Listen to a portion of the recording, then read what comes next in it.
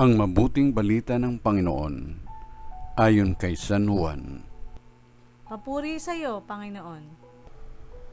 Noong panahong iyon, sinabi ni Jesus sa kanyang mga alagad, "Kung iniibig ninyo ako, tutuparin ninyo ang aking mga utos.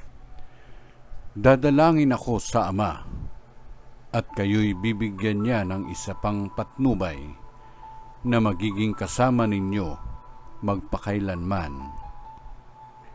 Ito'y ang Espiritu ng katotohanan na hindi matanggap ng sanlibutan sapagkat hindi siya nakikita ni nakikilala ng sanlibutan.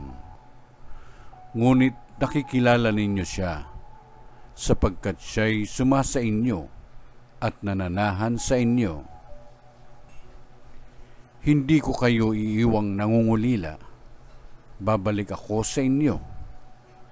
Kaunting panahon na lamang at hindi na ako makikita ng sanlibutan. Ngunit ako'y makikita ninyo sapagkat mabubuhay ako at mabubuhay rin kayo.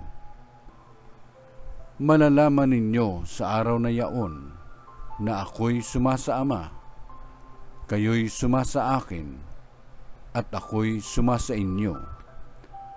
Ang tumatanggap sa mga utos ko at tumutupad nito ang siyang umiibig sa akin.